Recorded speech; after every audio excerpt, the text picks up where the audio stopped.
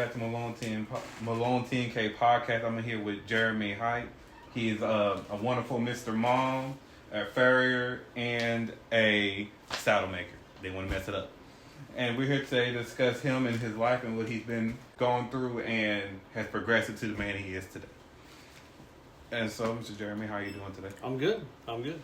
That's good. I wanted to ask you, what was your biggest dream as a kid? So when I was really young, I knew I wanted to be a veterinarian. Like that's what I wanted to be. I wanted to be a vet because I was pretty sure they were superheroes. Mm-hmm. And get to work on animals all the time. Get to sew stuff up, cut stuff up.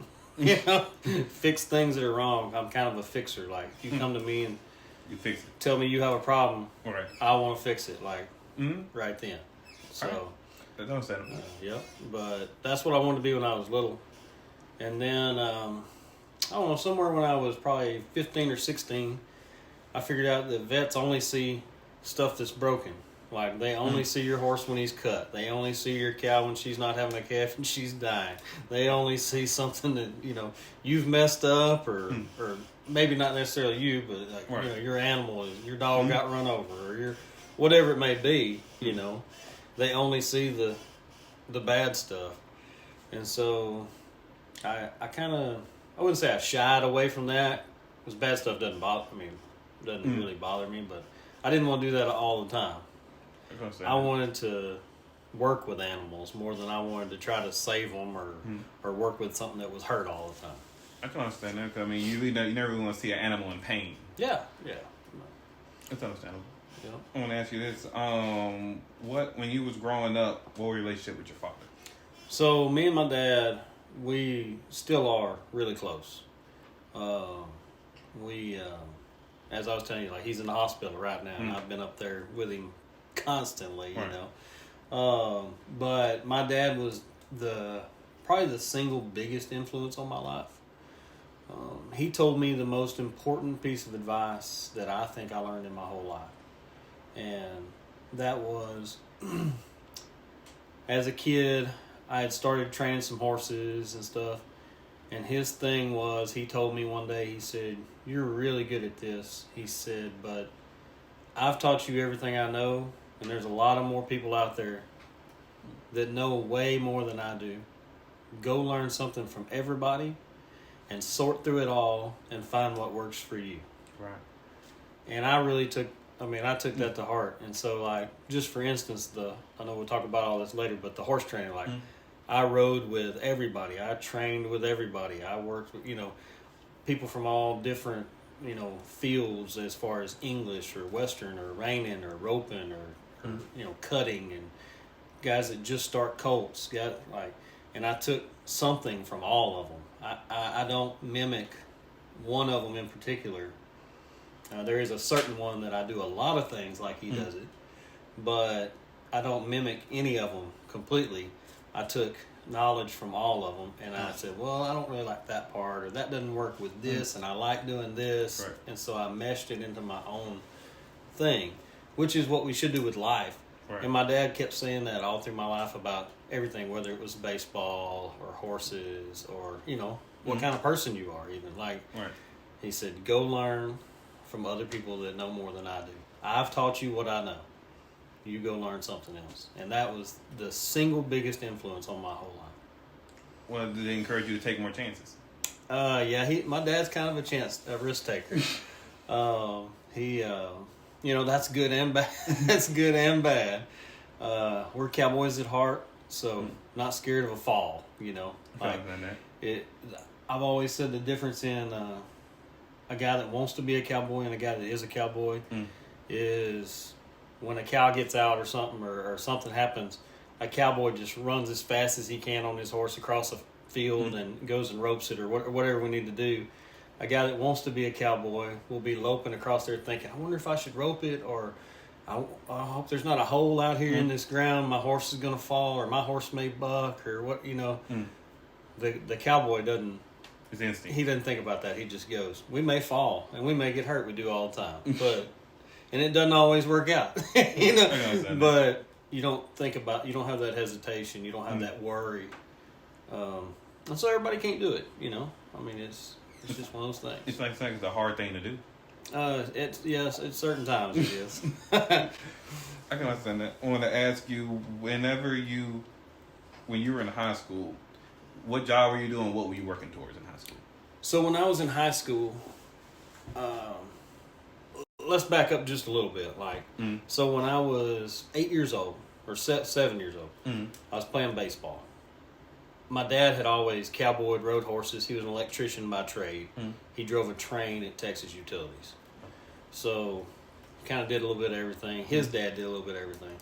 And so, you know, I didn't know exactly what I wanted to do other than be a cowboy, ride horses.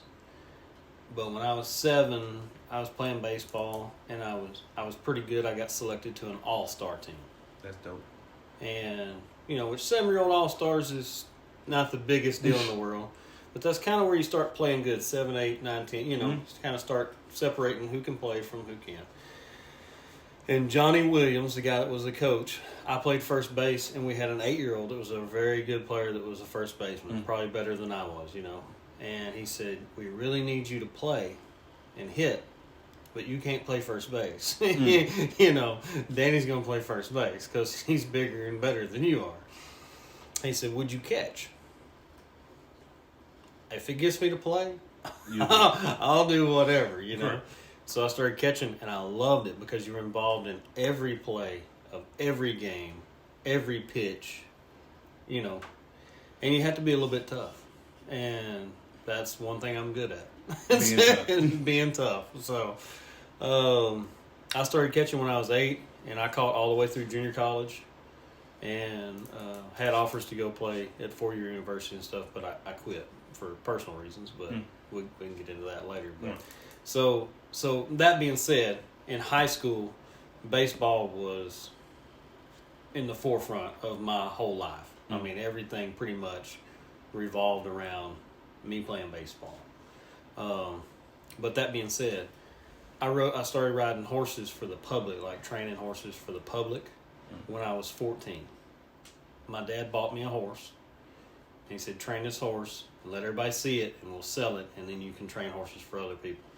And it happened just like that. I took this horse. We bought him out of a river bottom. He was like 4 years old, wasn't broke. We bought him. I rode him. A river bottom? Yeah. I mean, he was running wild with 100 horses in a river bottom. And we picked him out, and I rode him. We cut him after we found out he was going to be good. He was still stud. And we cut him, made him a gelding, and I rode him. And we ended up not selling him. Was the only part of my dad's plan that we didn't do. He made a really nice horse, and we kept him. But I rode him in like a drill team deal, all the 4-H stuff. We roped steers and calves on him, and he was real gentle and did it. He was a really nice horse. I mean, you have to start with a nice horse. Right. But I did a pretty good job for a kid training him. And then somebody called me. They saw me ride him somewhere and called me and said, hey, would you ride a horse for me? And then I rode that one for them, and somebody else saw that one, and they said, hey, would you ride another horse for me? So I got a quick question for you. Whenever you were training, would you just be out there every morning and every evening training the horse? So, you know, being a kid, it's hard. One, because I was 14, so I can't drive. I can't, 13, 14. So it was opportunistic. You know, so it was mostly in the afternoons or late evening. My dad had lights at his barn. We had a 100-foot round pen, and he had lights on that. And so a 100-foot round pen's pretty big. You can kind of track and rope and stuff in there and ride. You know, it's not like a small pen. And then my granddaddy had 300 acres around us that I could ride them on. But you don't want to ride them at night outside. Out there. So time was limited. But I would come home from, usually have baseball practice or something in the afternoon, or go hit, or another job I had would be throwing batting practice. So I was really good friends with a guy that taught a lot of hitting lessons. And he was an older gentleman, and he would pay, I don't remember what it was back then, it was $15 or $20 a lesson, to throw to the person that was taking the lesson, hitting, and he would stand there outside the cage and help them and give instruction, and you would just throw. I mean, over and over for, an hour or whatever a lesson was, 45 minutes, you would just throw batting practice. And then he'd pay you $20 or whatever it was. And so I did that, and then I would hit, and then, go home, we would eat or whatever, and then go to the barn and feed and work horses and practice roping and whatever we were doing that day. And so that's when I would do it. And then go home, go to bed, get up early, go feed, maybe saddle one up and leave them tied up all day with the saddle on. If it was a young colt who was learning how to wear a saddle, or whatever, and let them get used to having it on all the time and stuff like that. Did you ever have time for yourself? Oh yeah, kids make time for themselves, Right. And I thought it was fun then. It wasn't like a job. So much a job, but it allowed me money to buy my first truck. Mom and Dad helped me, but then I paid for it after they put the initial down payment or whatever on it. And then it would allow me to buy a new bat because my parents didn't buy everything for me. They had 3 kids and we weren't wealthy. We were middle class, but they worked hard and we didn't have just extra money for everybody, all 3 of us, to have a new bat or have a new, whatever. So that money allowed me to, as I progressed through high school, have gas money, have a new bat, have whatever it was, because it would be extra money. I can understand what you mean. So moving forward to college, were you still training horses while doing baseball, or were you just doing baseball? Yeah, so I slowed down a lot while I was in junior college because baseball got to be, takes up a lot of time. And college is a little more involved, even if it is junior college. It's still a lot more involved because I was trying to take some harder courses, chemistries and stuff like that, where I wouldn't have to take those freshman courses at a 4-year, because those are weed out classes at 4-year universities. That's how you know the serious from the not serious. They fail people out in those, and so kind of take those at junior college and slip by a little easier. I understand what you mean. But yeah, I was still riding some horses, still roping. We would train some rope horses, my brother and I. That's what he does for a living. And playing baseball all the time, hitting, throwing, throwing back in practice, looking at video, whatever, whatever, working out, running, all kinds of stuff you would do to be a serious athlete.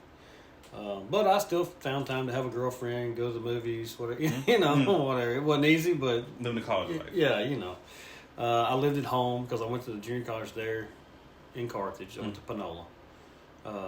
They gave me a really good offer. They had a really good program. At that time, it was like the second best place in the country to get drafted out of, so really good baseball program. So I was able to live at home with Mom and Dad, keep my horses and stuff there, and then keep playing baseball at college. And so, and in the meantime, I would, summertime, I would bale hay for people and stuff and just do whatever I could. I've always done everything to make money. That sounds like you're like a purified hustler. Yeah, that's kind of the deal. I'm just a hustler. Right. Hustle at everything, Yeah, but that's a good thing, though. I wanted to ask you, what degree did you get when you graduated from? So at junior college, I got a Associate of Science, I guess is the degree there. And then from there, I decided to not play baseball anymore, even though I had some 4-year offers, had some wooden bat league offers, stuff like that. Had good connections, but I just decided I didn't want to do it anymore. Just, it wasn't, I don't know if fulfilling was the word, or I was looking for something else, or I'd done it so much that maybe I was tired. Burnout, people say burnout all the time. Correct. So, was that a hard decision to make? Yes, terribly hard, because that's part of how I thought I identified myself. I thought that's who I was, because everybody would say, "Oh, that's Jeremy Hight. He can really hit the baseball," and so that was part of my identity.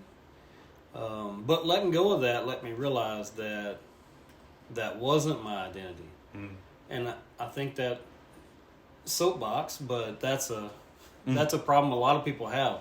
They identify themselves by their job or by their hobby or their activity or something they're good at, and so they can't quit. Even like professional athletes do it all the time, or rodeo personnel or whatever. Like you see it in those type of people, because they can't quit even when they're no good, because they think that's who they are. That's how they operate. They think that's who they are. They think their person is, I'm a baseball player. I'm a football player. I'm a whatever. I'm a bullfighter. I'm a pickup man. I'm a and so they can't quit even when they're old or not any good or hurt or whatever, Right. because that's how they identify themselves. And after quitting baseball, I stopped identifying myself as a baseball player. I'm Jeremy, and I do play baseball. Right. Is how I looked at it after that. And it was a little bit of a struggle, but it helped me. Like when I went to college, it helped me a lot because your identity can change a little bit depending on what you're doing and who you're hanging out with, in a good or a bad way. So, but it helped me a lot from there, making that one decision to not just think I've got to be a baseball player or nobody will know me, Right. So. Do you think you're looking for acceptance doing baseball or no? Not really. I've never really looked for acceptance. I've been an odd emotional person, I guess. My wife wants to diagnose me with something or, whatever. You've talked to her on podcasts before. That's her job. She'll be like, this is because of this and this and this. I'm like, okay. But I guess my emotions aren't exactly in line with, what you'd say most are. So being accepted doesn't rate high with me, never has. I was picked on a little bit in school because I was really country. We weren't, with the in crowd. My parents didn't let me do anything. Like, I didn't get to go to the movies unless they went with me. Like other kids going, hanging out, doing whatever. I never drank anything or partied or anything until I was 22. I mean, like, I was, but I don't feel like I missed out because I was doing stuff with my dad. We were working. We built our barn like 4 different times, tear it down and build it again. Right. I helped one of my granddaddies had cows and stuff, and I helped him do that all the time. My other granddaddy worked on small engines and went fishing and stuff like that. And I was all the time doing the stuff that I think kids should do. Correct. Rather than going to the mall or whatever. And it kept me out of trouble because I had to go home and work. Like, hey, you want to go to the movies or whatever? Like, no, I got to go home and bale hay or work cows or whatever it might be. Mow the yard, whatever. I had to do all that before we could do anything else. And if anybody in our family was doing something, we helped them. We didn't, like my granddad just didn't do his own deal. Like, if I was at home, I was helping him. It was always a family thing. Yep, it was all family. Had lots of cousins and extended family, and they all lived fairly close right there. And we always got together, and it was a really tight-knit community. It was great for a kid. Like, that's good. Yeah, had lots of friends that lived right there in our community too, and we all got together and played basketball at the church, and ping pong and whatnot, and it was really fun. It was a really good atmosphere to grow up in. Small town, rural America, like you see in the movies. Yeah. I think a lot of families are like that anymore. I think a lot of families are more separated now. Yep. They're not like so connected. A lot of people are staying in their room all the time. Families aren't really having family dinners like they used to.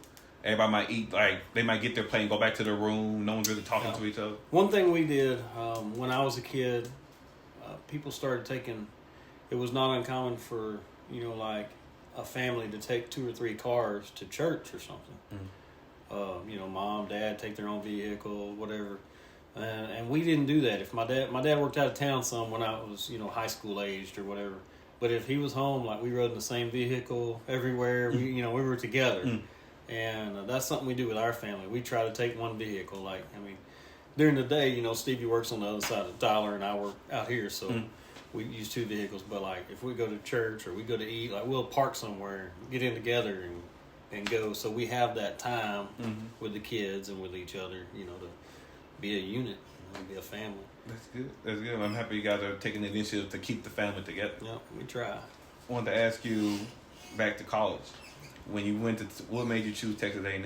So I wanted to go to Texas A&M since I was old enough to remember. There's pictures of me in my Reveille t-shirt and like, It was great though. I wanted to go to Texas A&M. Don't know why, like just always, I don't know why. I just liked it. And I liked the like, I knew a bunch of older men that were Aggies, like old Ags, from back in the day, and they're all the camaraderie and the secret handshakes, and so that was always cool. But as I got older, like I realized, hey, it takes money, or you have to get a scholarship or something, like, it's really expensive to go to a big college, and not as much as it is now. Like, you couldn't get a loan everywhere on every corner, but as I got older, I realized I could get some scholarships on my own. I didn't have to play baseball. And that was one of the main reasons I wanted to play baseball, was to pay for my college. And I didn't have to play baseball. I could apply for academic scholarships. Right. And because in junior college, I was an academic All-American. I was all conference in, academics and in baseball. What's your favorite subject?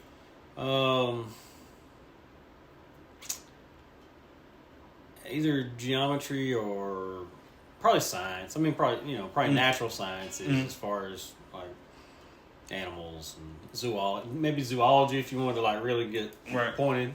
Zoology. Yeah, like that. I mean, I believe it, because you said you wanted to talk about being a veterinarian. Working with animals, So it interests me why they do what they do, behavioral and how they work, and like what the physiology of them is. Correct. So when I went to A&M, I went there because I figured out that I could probably pay for it. I worked 3 jobs all the time. I had a horse to ride all the time, or 2 that I'd ride for people, and they would pay for the stall, and they would pay me to ride him. And I worked for a welder on and off the whole time I was there. I mean, we'd build anything from dog kennels to huge arenas or barns or whatever, and I would be working for him. And I would work on research projects for the school, so all the graduate students have research projects, So in the animal science department, it would be related to horses or cows. Like, you would feed them something, and they would keep them in stalls and collect their urine and feces samples every hour, or they would do it for 24-hour periods. Every week or something, to see how efficient that feed was, what was getting passed through, what was getting absorbed, how it was affecting their physiology, their physical fitness and stuff like that. Because feed research is really big thing, And I would work on those kinds of projects, and worked in that research project deal a lot. Right. And because you could work in them, and they're 24 hours, so I mean, you could sign up for, 2 to 4 in the morning or whatever, they'd take it, because they just needed people to be there all the time. And so I would go to class in the mornings, and I would try to have all my early classes, and so that I'd get out at 11 or something, 10 or 11, and I would go work on a ranch and ride those horses. So it was easier to ride those horses if I had a ranch to work on. Correct. And mostly what I did was doctoring yearlings. They would have calves that are being weaned off their mother, take them, and they would graze them. So they'd turn them out on big pastures, and you'd have to ride through them and see if any of them were sick. If they are, we would rope them and tie them down and applicate medicine to those calves so that they would get healthy. And then every so often we would ship them. They would ship them to the feed yard or to an event sometimes, because they would lease cattle to like Houston Rodeo for all the cutting, for all the sorting for the cattle events. And we'd ship those in and out and stuff like that, working horseback all the time. I would do that, and then, like I said, I'd work with my welder that was a friend of mine. Whenever I had an off moment, I'd be like, hey, you got something going on? And he'd say, yeah, come on, come on. And so you just stayed busy. I stayed busy the whole time I was in college, and somehow found time to go to the bar and dance and do other things that I know what you mean. college kids do, Right. Don't want to sound like I worked but I did. I worked constantly because I paid for my own college. My mom and dad bought me a camper that was so old. The man at the Camper World in Bryan said he'd been working there 50 years and he'd never seen one that old. And you got it. And I had it. But I brought it home after that first semester, and my dad took everything out of the inside of it down to the sheet metal. And we screwed the sheet metal back into the... It was coming off of the frame. And he put all wooden stuff inside it. Built a bed in the back with a place for a TV over it, because, TVs aren't like they are now. They weren't that thin. It had a little tube in it, And... place for that, and a DVD player. Nobody remembers what those were, but DVD player, and then built me a bar in it, like eat and cook on, and a place for my computer and all that, in the bathroom. I mean, I make the joke that you could sit on the toilet and answer the phone and open the front door and all in the same place, because that trailer wasn't but about 20 foot long. Yeah, but it was home. It was home. It's where I slept, and I lived there almost 3 years while I finished out at A&M. All right. So when you were graduating, what was it like when you were about to graduate from Texas A&M? It was a little bit scary for me, I guess you might say, because I didn't know exactly what I was going to do. And you kind of expected to like move on and get a job or something, and the common route people think. Yeah, my degree was in animal science with an emphasis in equine horses, and then I had a minor in business, and I didn't have any idea what I wanted to do other than be a cowboy and work on those ranches. Right. And so that's all you knew. That's what I wanted to do, And the other piece of advice my dad gave me when I was a kid was do what you want to do. Like don't do what people think you need to do or whatever. Like do what you want to do. Reach for your dreams and your goals and all that. And he said later, like a couple of years ago, actually, he didn't know I was going to take it that far. But doing what I wanted to do. Right. But, so that's what I did for another probably 6-8 months. I just rode horses, and I actually moved back home, but I would still go down there and stay 2 or 3 weeks at a time and work on those same big ranches and stuff, and riding horses and roping and stuff, and just cowboying around. Cowboy. Yeah. And well, I want to ask you, what was your time like being a pickup man? So being a pickup man, I had an acquaintance. We won't say friend, acquaintance that I've known all my life, and I was helping him strap parking lots. So okay, this is something else I did on the side to make some money. We're strapping parking lots like at the movie theater, and. He was really good friends with a guy that was a bullfighter in rodeos and works for the rodeo, like flanks horses and loads stock and drives truck and all that kind of stuff. But he's a bullfighter is what he really is, one of the best in the world. And he said, man, I was wanting to buy some horses to train and sell, make some extra money. He said, man, he's got a bunch of them that they've bucked that quit bucking or didn't buck or, whatever. And so I went out there and I met Travis Adams, and we became friends over a horse deal. I traded for a horse from him, and there's a big long horse trading story behind that. But that one horse. But anyway, we became friends, and then he was like, "Man, we're bucking some horses up here for the college because college rodeo was kind of starting to get big at that time." And he said, "Why don't you come up here and pick up?" I was like, "Man, I've always wanted to pick up, broncs, but never have because you kind of got to be in the mix. Yeah, you got to kind of be in a circle of people to get in that. And I had some horses that were broke. They weren't pickup horses by any means, but they were broke, and they would do what I told them to do. And I was a fairly handy cowboy, could rope and ride and stuff. Started going up there and helping them, and then one thing led to another, and Boo Klein started helping me, and they have a rodeo company of their own, and I picked up a couple rodeos for them, and then Scotty Lovelace called me and was like, "Hey, you want to pick up a rodeo for Classic?" He had some pro rodeos and stuff. I went and picked up one for them, and then I picked up one for Stace, and then I started working for Scotty and the Kleins all the time, and pretty soon I was picking up like 32 to 36 rodeos a year. Goodness. Which doesn't sound like much because cowboys, like, contestants can go to over 100 a year, but they may go to 4 in a weekend. Whereas a pickup man, you're going to that rodeo a day early. You'll be there the whole time it's going on, work every performance, and then you'll leave the day after. So you can basically go to one a week. Correct. So when you look at it, and you got 52 weeks in a year, and you're going to 36 of them, and you're off 9 weeks in the winter. That's pretty busy the rest of the year. Right. You stay busy. Yeah. So what was one moment that happened during your job as a pickup man that you always remember? Oh man, there's a bunch of them. Like shoot, I don't know. I've been there when they made some 90-something point rides, set records. It was awesome. See a guy ride a bareback horse for 94 points and How'd the point system set up? So the horse gets half the points, the cowboy gets half the points, and there's 2 judges. So they each have half of the points. Make sense? Correct. So each judge can score the horse 25 points, the guy 25 points.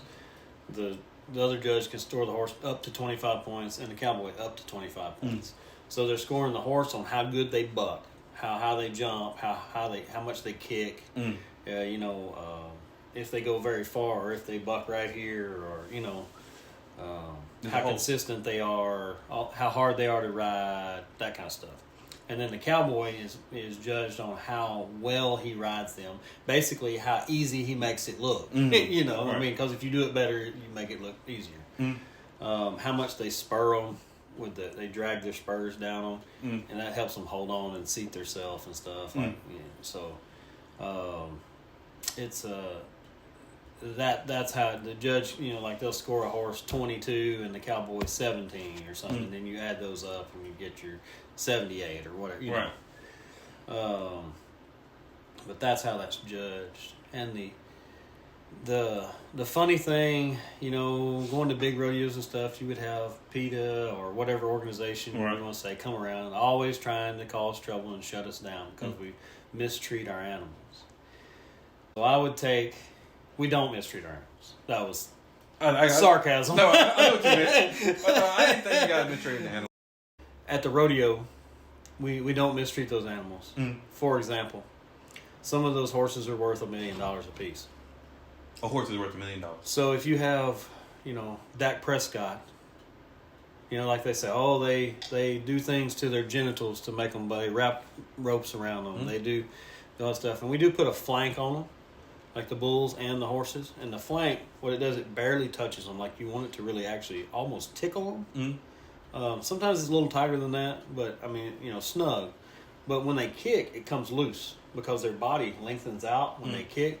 These horses and bulls are bred to buck. Like, it's born into them. They'll do it without that equipment. But the equipment just makes them better. Because they know it's time to do this. I'm supposed to do it. They're basically trained. And, people say, they do something to they wrap their genitals up in that, or they're really hurting them, or they're doing, doing this and doing that to them to hurt them. If you had Dak Prescott, do you think he plays better hurt? Or when he's 100% and feeling good? Sometimes I don't even know the answer to that question. Yeah. Obviously, if you're paying him millions of dollars and he's worth all this money, you want him to be as healthy as possible. Same thing with our animals in rodeo or cowboying or whatever. Like, they need to be top of the line. So why would we hurt them or bind them up where it hurt them? That would they're not going to perform as good. They're athletes. And so we want them to perform at top. They get fed and taken care of better than I did when I was on the rodeo company. Oh, yeah. But so just a little aside for people that may not know that might watch your deal. Like, some of those animals are worth $1 million a piece. Good. So just in the last couple of years, there was one transaction where 10 bucking horses were sold for $1 million. You don't got to be real good at math. That's $100,000 a piece. For one horse? No, $100,000 per horse. Yeah. Yeah, but So that's just one transaction, and those were some of the best horses in the world.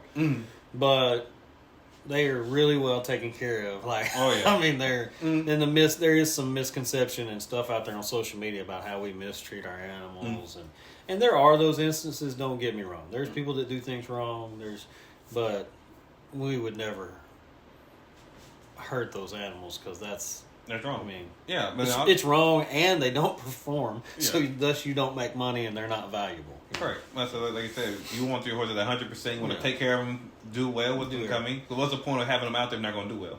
You lose the money. That's the thing. So that misconception can be ruled out by, if nothing else, money. Right. Not that it's just wrong, but think about it monetarily. Like, you wouldn't do that with a professional baseball. You wouldn't hurt a professional baseball player thinking he was going to play better. Correct. So. Oh, yeah. Yeah, I know what you mean. When I went to a rodeo, I would take my own truck, my own trailer. I would live in that truck because I had living quarters in it. Me and Stevie had horses and trailers that we owned. And I would take anywhere from $100,000 to $200,000 worth of equipment and horses to a rodeo. And I would make somewhere between $150 to $500 for a performance. So it's not a real lucrative business. but I mean, if you're doing, maybe think about it, there's like a lot of performances going on that day. Yeah, if you do a big a big rodeo, you might make $400 or $500 a perf, and so you might do 4 in a weekend or something, or in a week or whatever, right? And get paid a little bit for slack. Slack is extra contestants that they couldn't fit in the rodeo because they only take 10 or 15 in each event, so they might have more people enter than they could fit into the performance. And so you'd have slack, you'd have a morning or an afternoon or something where they would run all the extra contestants. You have to work that too. But you were asking about memorable moments. I mean, I've got a lot of funny stories. I've got a lot of stories where people got hurt or, stuff like that's memorable. Hang-ups where like a bareback rider gets hung up and can't get his hand out of his rigging and I have to rope the horse or stop the action. And do you ever like a scary moment where like you didn't think? Well, I had a scary moment. Like it was fairly local at Nacogdoches at the rodeo. They bucked a horse in the bronc riding that was usually he'd been the NFR in the bareback riding, and he wasn't bucking quite as good in the bareback riding. He was getting a little dirty. The guys didn't want to get on him, so they put him in the bronc riding. He was really, really good, but he wasn't used to having anything on his head because in the bareback riding, most of those horses you don't touch them, by the head. They just buck, and then you take the equipment off of them, they go out. And the bronc riding, we catch them and take some of that equipment off and unhook that saddle a little bit, loosen it up before they go out. And I grabbed the rein.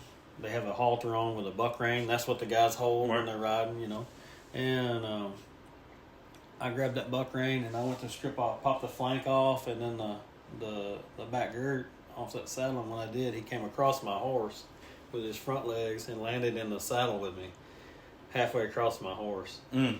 And that was one of the scarier moments because there's literally nothing you can do, I mean, it's... Did your life flash before your eyes? I don't know if my life did, but it got pretty hectic there for a minute. You got a 1,300-pound horse on top of your 1,200-pound horse. But we went to the ground, and my horse somehow got out from under him without killing me, and he kind of fell off of us, and nobody was hurt. None of the horses, me, skipped my arm up a little bit, but other than that, it was good. You made it through. Made it through. Another one, Stevie was at this one. I went to get the flank off a bareback horse, and we were running really fast down the arena, and the ground kind of gave way, hit a soft spot under my horse, and we fell and flipped end over end about 2 times, and then rolled sideways once. And it broke my arm a little bit that time, but I picked up the rest of the rodeo. So you kept going. It was just a green break, so it wasn't that bad. It hurt. I believe it hurt. I was upset because Stevie stopped taking pictures. She didn't get any pictures of it. She was like worried if I was hurt. I wanted her to take pictures of it so I could look at it from, third party. No, I can see that. When it comes to being a farrier. So when I got married right after I got out of A&M, not too long after. And it didn't last very long. It was a starter wife thing, and it. We had visited a little before. I told you that kind of messed me up because I felt like that was a failure, a bad decision, and then I couldn't make it work out, and all all that stuff, and it kind of messed me up mentally. But I had started picking up rodeos during this time and all that. Went back living with mom and dad, just kind of because I wasn't there much. I was being gone all the time, and I needed some way to make money that I didn't have to be here from 9 to 5. Correct.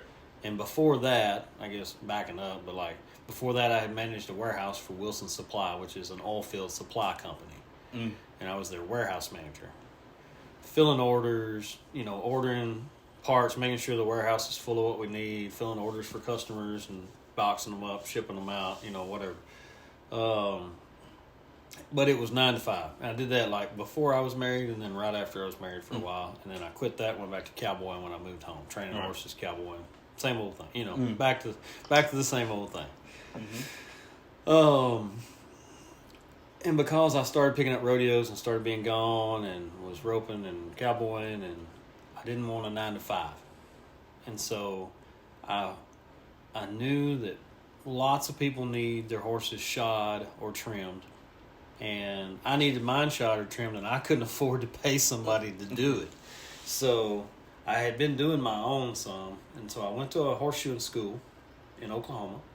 And I didn't learn much because, you know, looking back, like I had a degree in horses from Texas A&M, and I had known about horses all my life, so I already knew all the anatomy and stuff. And at horseshoeing school for beginners, they're basically teaching you the anatomy of the foot, the like very, very basic stuff, and then you start nailing on some shoes a little bit. And I wasn't very good at nailing on shoes, but I was kind of past the basics, so I didn't learn much there. Kind of felt like I wasted my money.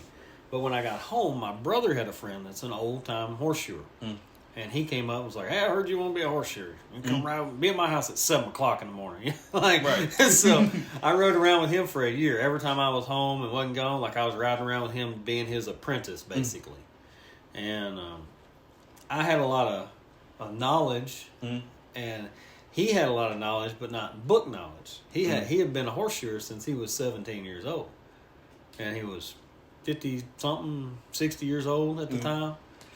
And so he knew a lot about shoeing horses, but he didn't know why he did some of the things he did. And so we would talk the whole time we're riding around together in this truck going from place to place shoeing horses. Right. And he learned a bunch of stuff about why he did stuff. He'd tell me, I don't know why I do this, but this is how you do it. Somebody showed me, and, you know, like, this works. If you do it this way, it don't work, and, you know. And I would say, well, that works because, you know, this is how that works, anatomy-wise, or what, you know, whatever. And we had fun, and he taught me a lot about shoeing horses.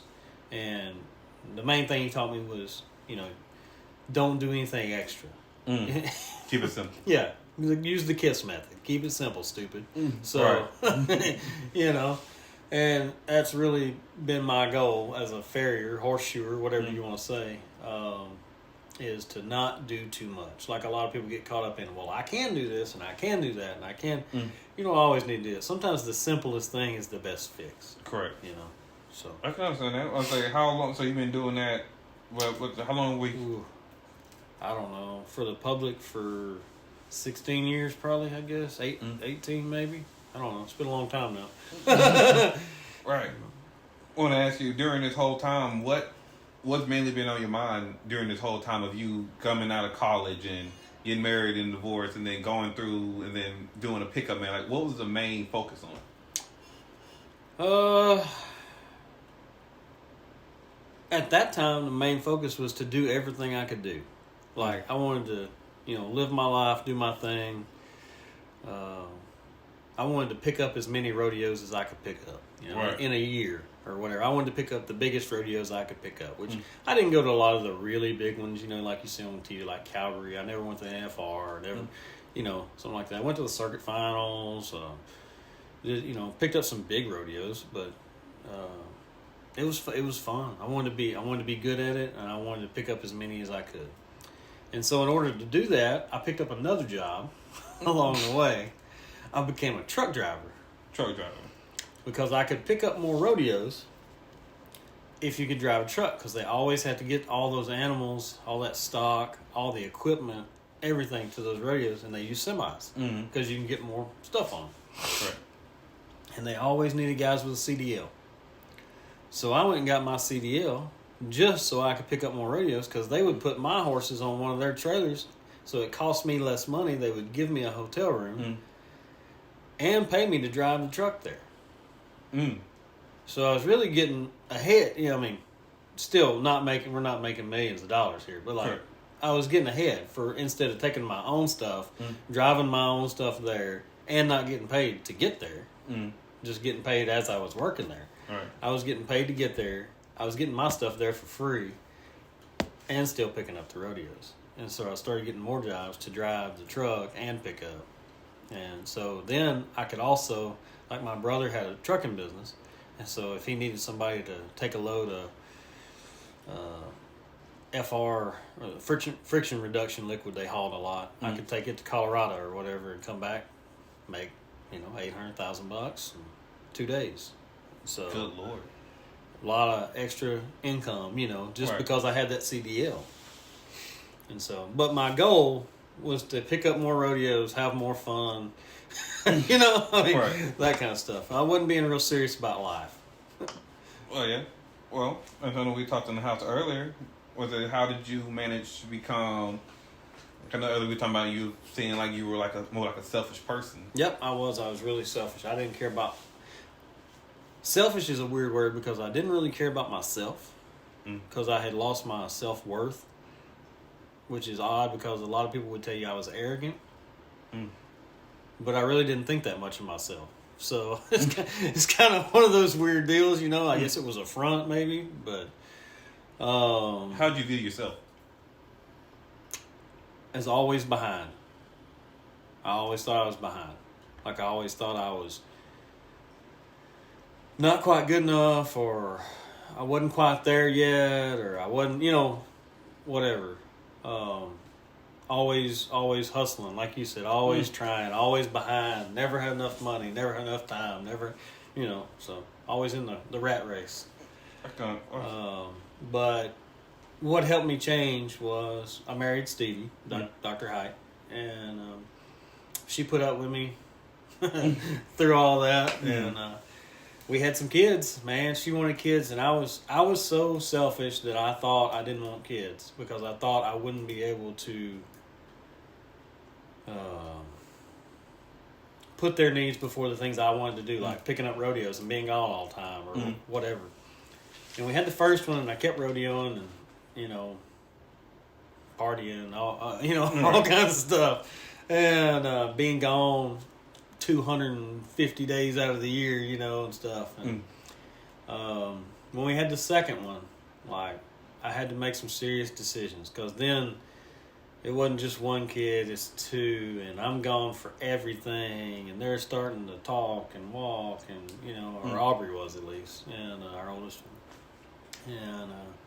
and then like keeping a family together and keeping your wife happy at all, being gone all the time, and having fun basically while she's at home taking care of kids and doing her job and taking care of our place, and it wasn't responsible. And now there's guys that do it and they make it work. It wasn't working the way I was doing it. Correct. So let's throw that out there.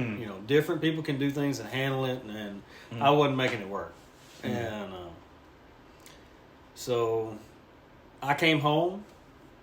I quit rodeoing. I didn't retire. Because you can come out of that and look at Brett Favre. He unretired like 5 times or something. So I quit. Like I don't talk rodeo much except with a few friends or whatever. I don't go to rodeos. We don't watch it on TV. We don't, I quit. Completely. Because it's kind of like drugs. It's an addiction. Like I could be wanting to go pick up rodeos tomorrow. Like it wouldn't. It wouldn't affect you at all. Yeah, it wouldn't bother me none to go pick up some rodeos. Correct. But because watching those horses buck and those guys ride, man, it's fun. It's fun. And I would work 8 days a week just to pick up bucking horses for 15 minutes during a rodeo. So I did all that just to do that one thing. That's how fun it is. I mean, that's, or to me, it is. Oh, no, it's fine myself. So I'd work my tail off doing all this other stuff just to pick up bucking horses for 15 minutes. Yeah, I bet it was the best 15 minutes. Oh, man, it's amazing. Like I said, it's like drugs. I mean, not that I've done a bunch of drugs, but, it's... Life. Yeah, it's crazy, man. The how fun it is and the addiction you can get to it. And the adrenaline of, guys getting hung up or hurt and you having to do something to save their life in that moment like that. You have to make a split-second decision and, like, you have to do it right the first time. And, it's fun. And put on your Superman suit and go out there and do it, But I came home when we had our second baby and tried to straighten things out with my wife and be a better husband and be a better dad because I had a really good dad and I had 2 really good grandfathers and a great mom and a great grandmothers, and I think my kids deserve the same thing. They deserve me to be here and show them things. I've already lived my life. Not to say that I'm not going to have fun in the future, because we go do stuff that's fun and that I want to do, but I think I realized I needed to devote more to them and to Stevie being happy, All right. Actually, I just want to question further down the line. I say, you want to answer one of my questions. I said, did you ever see yourself being a father? And you said, so no. I did early on. Like, that's what I wanted. I wanted a nice little house on a little place, a little house on the prairie. I wanted 2 kids and horses and dogs and, and then after my divorce, that changed. Like, I was just like, oh, heck with that. I'm not doing that, I'm not doing that again. Like, I'll just do my own thing, And me and Stevie got married, and she wanted kids bad. And we had talked about it, and I told her, yeah, I want some kids, I think, Right. And so she basically told me, she's like, you told me that when we got married, you wanted kids, and if you don't want kids, this is not going to work for me. I'm going to go find somebody else, and I'm going to have some kids, because I want kids. Right. I was like, well, we can have some kids, Right. Right. Well, at this time, I still didn't think I wanted kids because I thought I was too selfish. Mm-hmm. And, man, that changes so fast when you see a little baby that... What was your first thought when you first seen the first child come out the womb? What was your first thought? I was there for the whole thing, and my first thought was, God, that baby is huge. She weighed 10 pounds, and they had to do a C-section, and literally 2 doctors, pulled her out, and they're like, our doctor, they wiped her off and cut the cord or whatever, and they put her over the screen so Stevie could see her, and they said, here's your toddler. And so, my first thought was, oh my God, she's big. And Stevie's asking if she's perfect. And I'm like, I don't know if she's perfect. She's huge, You would know him. But she was beautiful. She was, she was perfect. And healthy and all the things that had worried me, because I thought, God, what if I'm so selfish. What if I have a kid that's got a disability? Or what if I have, what if she's ugly? Or, those thoughts crossed my mind. It wasn't funny. It caught me off guard. Seriously. But then I have the same what thought. if my kid is ugly and it gets picked on all the time? Because I'm gonna want to harm everybody for picking on my kid. I understand that. Yeah. And things like that. And those are such selfish thoughts. Because in the end, those thoughts just make your life harder. You do. And it's not wanting to do extra work. Like, if my kid had a disability, or if my kid's ugly, or what, or not smart, or whatever, I'm gonna have to do extra work to help them. That's so selfish. But all that goes away when you have one. Or it should. If it doesn't, there literally is something wrong with you. Because I was as selfish as a person can be. Right. And immediately, it didn't happen overnight, but it did with the baby. But, the rest of my life, I had to kind of wind things down and get there, Man, it's amazing to have a child. It's the best and worst thing that will ever happen to you. I believe it. Because they can literally make you lose your mind. But then they do something so awesome or sweet that just makes you so proud and melts you down to nothing, all at the same time. So it's crazy having kids. It's emotions from here to there. Right. It's, I don't know how to explain it other than it's the best and worst thing you'll ever do. I believe it. Well, after this, what was your feeling when you had your second kid? Were you expecting it? I was worried. Yeah. She wanted to know. She cried. And wanted the first one to have a friend, It's like... So, I'm thinking... Still at this point, I'm, coming around to, trying to be a good person. And I'm like, God, it's going to be so much more work and so much more money. And so we had another one. I told her, I said, if you want to have another, you better get to having it. Because I'm going to have one in high school and one in diapers. If you want one, you better go on. Right. So, tomorrow we were pregnant. And... And don't give my wife a challenge. She'll meet it. So I think they're 18 months apart, and they're pretty close. And they are their friends, though. It's amazing. Like, it was 3 of us. It was 3 boys. And that's what I would tell my wife, like, we don't need another kid, just have one, because we fought all the time. Like, we would fist fight and wrestle and shoot each other with BB guns and rocks, and like, it was a fight every day in our house. But it was 3 boys, So there was always an odd man out. Somebody was always getting picked on. So, and there was 3 in her family, and she didn't want 3. We wanted 2. But I'm glad we had the second one. Whole different child. They're like completely different. One is rainbows and roses, and the other one is storm clouds and attitudes. So they're. But you got the best of both worlds. Oh, but they're both amazing. They're both really smart. We've been really lucky that they were healthy.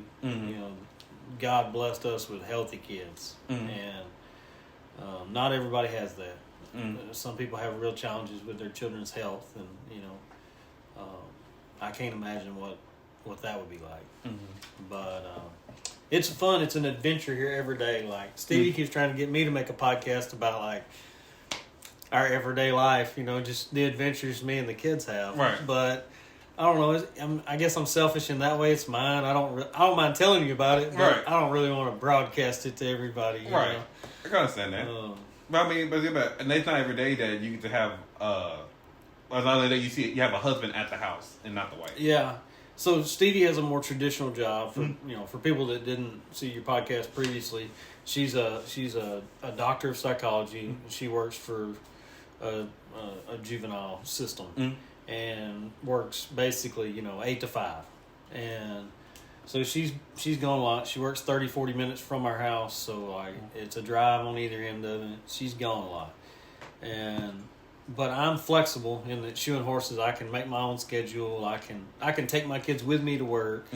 They can ride horses with me or play here at the house if we're training horses or whatever. They can be in the shop when I'm working on leather stuff. Right.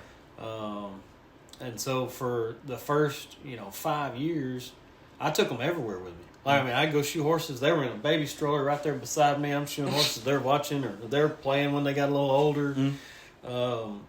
Matter of fact, when they went to school, I would have customers be like, "Your kids aren't with you?" Like, or "We miss your kids. I can't believe they don't come with you anymore." And so it was an adjustment for me to let them go to school. I was like some mom up there, like, "Oh my gosh, my kids are going. I'm not going to see them all day." You know, and I'm just so used to them going with me. They go everywhere with me. I gotta ask you a question. So did they go to preschool? Jameson did. Okay. Aubrey went to kindergarten. So we had a lady that had a home daycare, and she made a deal with us to keep them like as needed. So I could leave them if I had to go out of town and shoe horses. Like say that I had to go to Longview or something and shoe horses all day. I could leave them with her instead of hauling them, so I could work faster and get home. Correct. But we would do that. They'd stay there a day a week or 2 days a week or something. And so they did that. So that's kind of preschool like. Right. And then when Aubrey got in kindergarten, we sent her to kindergarten, and Jameson actually got a spot in the preschool, pre-kindergarten there at the same school, and so we sent both of them. So what was that like when they left your car and you seen them walk off? Man, that was last year, and I let their mama take them the first day. I didn't want to be up there crying in my truck or something, So I went to work and shoeing horses, and I let her take them. So all day in your mind, you was like... I would turn around and be like, I wonder, we need to stop here and eat, or, or they need to pee, or whatever. All the things you think about with kids. And they weren't there, like... Or I'd say, "Hey, look at that! There's nobody but me in here." Right? I'm just so used to having them all the time. But it was fun, and it was a blessing that I could do that, and it was a blessing that I got to do that. Correct. And I'll have those memories for forever. Hopefully, they will too. Correct. And I got to teach them a lot of life stuff, like, those. That's how they do it. We don't do it that way, or this is what we believe, or this, stuff like that you can just instill in kids over time. And I hope that'll help them down the road. Right. Let's say, do you have a lot of patience with kids? Yeah, surprisingly. I don't have a lot of patience in general, but I do with kids. So. That's good. Yeah. That's good. Wanted to ask you about explosive crews and high pressure. Yeah, so after I quit rodeoing and came home, it took, like half my income because I didn't have a big client base for my horseshoeing because I only needed enough to keep going rodeoing, you know. And so I cut some money out of my income like overnight. Just like that. And needed something else to do. So a buddy of mine owns a company they do like power plant outages. They do other stuff, but like their main gig is power plant outages. Go into a power plant while they're down and you do cleaning. It's industrial cleaning, basically, is what it is.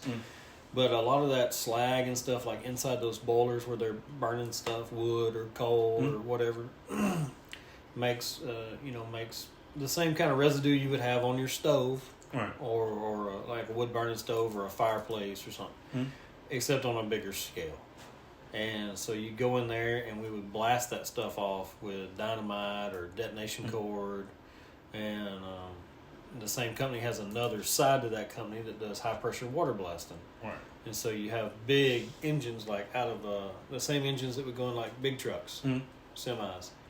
Have like 3 of them on a flatbed trailer for a semi, and have a high pressure pump head with each one that they run with that transmission. All right. And pumps 10,000 to 20,000 pounds of pressure. And then you have tools on the end of it that spray that water different places or whatever, right, and clean stuff. And so, did you train? Did you get a certificate? Did they just put you in there and say, so at first I was just kind of driving for them because I said I had my CDL.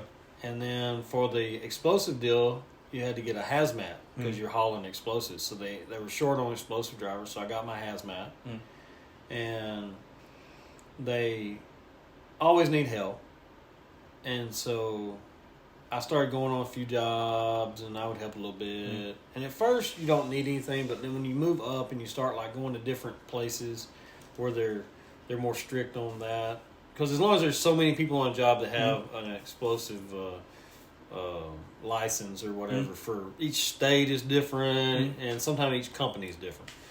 So then I moved up to where like I was one of those guys that was actually doing the blasting stuff, and I needed certificates and licensing in different states and stuff. So you'd have to go to little classes or take tests or whatever for that, and a lot of training. I mean, those guys trained you, safety and all that stuff, so you don't get blown up, obviously, or blow anybody else up. Right.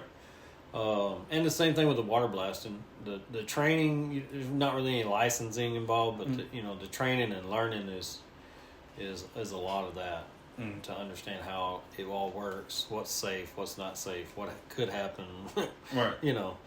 All that kind of stuff. But I did that for a while, but kind of the same problem, that job's out of town, and so I made really good money, and I liked that job because it's interesting and kind of exciting. I mean, for a job, right. And go different places and stuff, and I like that. I'm kind of nomadic by nature, but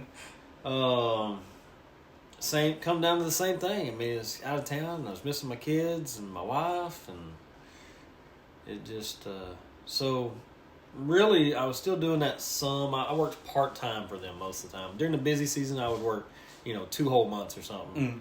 And then I would work just periodically for them when they needed a big job or something. And after my mom died 2 years ago, while I was going on those jobs, my mom and dad would just come stay at our house and keep our kids and hang out here. So the kids didn't have to go anywhere doing, like they would come here and do all the things they were used to doing. And mom and dad would just stay here, you know. And when my mom died, that changed. And dad, he doesn't... I don't know. It changed his world a lot because they've been married for 50 years. So, so his world changed, and then he didn't come over and just stay with the kids as much. He still would if we needed him to, but he just he didn't feel as comfortable keeping them, I guess, because Mama told him everything to do. Right. But so I quit going out of town when that happened. And I just spent the rest of the time with the kids and working on stuff here and trying to come up with enough income here to be able to stay home. All right. Well, one thing, I don't want to hold you. making saddles? So making saddles, leather work's been a part of my life as long as I can remember. Because in the late 70s, my dad had a guy that stayed with him and my mom. And he lived there, kind of one of those, like a tenant deal. He used my dad's shop. Dad built a shop, and he made some saddles and stuff there and taught my dad as an apprentice to live there and use his shop, basically. His name was Donnie Black. And he taught my dad how to make saddles and do leather work and stuff. And so he was gone by the time I was born in 81, but Dad still had a shop and was trying to learn and get better and make saddles and stuff. But he was still working at Texas Utilities, so it was just a part-time night gig. You know, he'd be out there in the shop. I remember being out there all night, you know, working on stuff and everything. Right. And I spent a lot of time in his shop, banging on stuff, trying to tool leather, trying to, you know, do stuff. And so I learned it, you know, as I got older, I learned how to do it and stuff. And then I didn't really do any through high school, college, playing baseball and roping and riding horses, and just didn't really do much leather work. I would run in there and make something if I needed a headstall or, you know, something. But, and then Dad sold his shop, I don't know, while I was at college. And after I moved back home, I was rodeoing, and I broke a bunch of saddles. Like roping bulls and catching broncs and stuff. I broke the tree in a saddle. So a saddle starts, I'll grab one of these real quick. Starts with two big sides of leather. Okay. So a whole cow, cut it in half, and you buy leather in sides. So you make a saddle out of two sides of leather, and then your hardware, which is all your screws, your conchos, your buckles, your, you know, anything like that. That's metal, basically. That's all separate, like that. All that is hardware. All right. And then this is called a tree. So this is a wooden form. The body of this is made out of wood. And then these are actually wrapped with Kevlar for strength and then sprayed with a bedliner type material. Okay. These are the ones I like. Some people use more traditional stuff. They're wrapped with rawhide. These are tougher. They last a lot longer.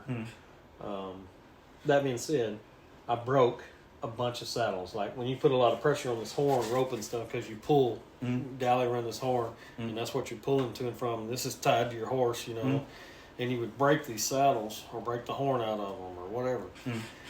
Well, then it's no good. It's hurting your horse. It's not serving its purpose. I broke 8 saddles in a year. Goodness.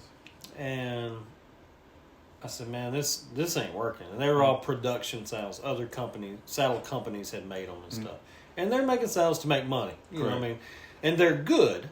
And most people would never break them. But I was doing things that test the limits of what you should and shouldn't do on a horse. Correct. So I told my dad, I was like, what about starting your shop back up? He's like, I don't know. And I said, well, what about just to make me a saddle? He was like, yeah, we could do that. I said, well, let's make one together. Right. And so there's a picture up there on the wall. That's the first one we made together. And I started riding that saddle and picking up rodeos on it. And then we started making saddles, and I started selling them off my horses at rodeos. People were like, what would you charge to make me a saddle like that? I was like, man, it'd take me too long, and I don't know. I said, but you can buy that one for, you know, whatever. Right. And they'd be like, yeah, I want that one. Or other people would be like, how much you want for that saddle? I'd be like, well, I'll make you a new one. They're like, no, I want that one. You already got broke in. So I'd sell it to them. Well, I'd go home, and I'd have a rodeo the next week. We'd need to make another saddle this week. You know? And then it got to where we were making a lot of saddles. I say a lot. I mean, we weren't like a big production. You know? There's guys that are saddle makers, like Don Gonzalez and people that they make. That's what they do. They're really good at it. But we started making saddles, and what was that experience like when you were making saddles with your father? Oh, it was awesome and terrible, because we can fight like cats and dogs, or we can get along just great. So you know, it's when two people are a lot alike, sometimes it's hard to get along. But we get along good. And we're close. Like I said before, we're close. And he taught me man, he taught me so much stuff. But the same thing with the saddle making and the leather work. He said, look, I taught you everything I know. Like, you go find somebody else and learn from them, you know. Correct. And so I tried to talk to other people and watch other people and go to other people's shops and learn. And it's been a fun journey. I'm still learning. I'm still getting better. I don't do things the same as everybody else because I probably... I mean, it's a dangerous statement, I guess, but like, I've probably ridden and actually worked more than most guys that build saddles, because a lot of guys that build saddles became saddle makers. They may have team roped a little bit, or they may have cowboyed when they were young, but I kept doing it even while I was making saddles. Like, I was really cowboying all the time, every day, you know, and picking up rodeos and abusing my saddles. I mean, I'm using them to the limits. Right. And so there's some things I do different that aren't like traditional saddle makers and stuff like that. But it works for me, and it works for the people that I build saddles for. Yeah, because you have an understanding of like what you know that saddle's going to be used for. And I don't do some things that are kind of, you don't have to do. Because I don't want extra weight, or I don't want extra bulk, or I don't, you know, whatever it is. And I do some other things to make stuff stronger that other guys may not do, because they're like, well, nobody will ever tear that up, you know. Right. And I would. So, you know, so it's fun. It's interesting. But my dad, like I said, my dad he still got a shop. Obviously, we moved over here, and so I quit sharing a shop with him and built my own.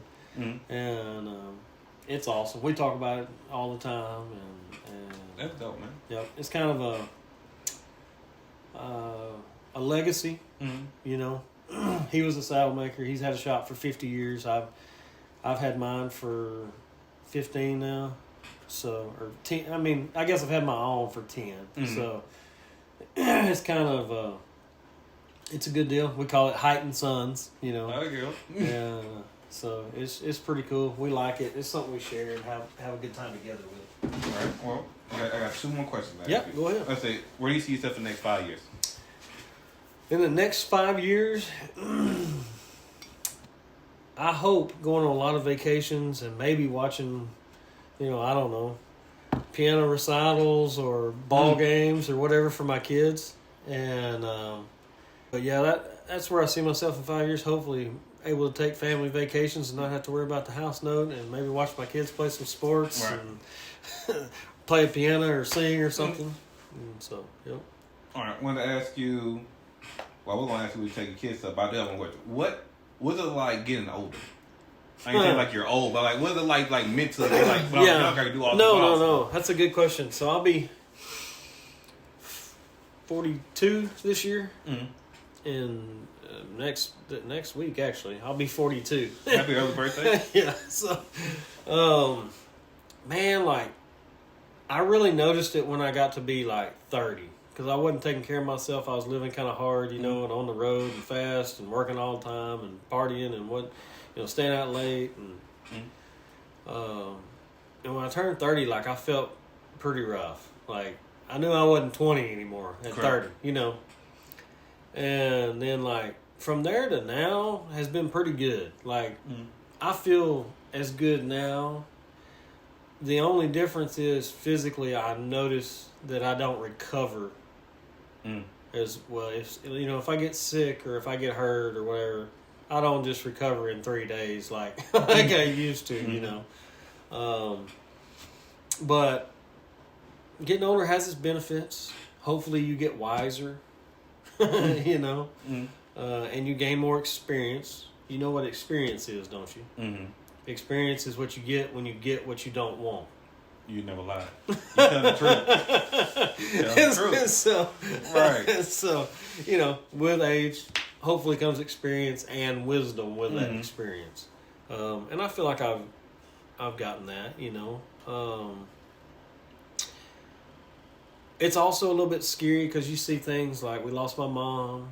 I've lost all my I've got one grandma left, but she's basically homebound. You know, I mean, she's 91 years old. So that's good, man.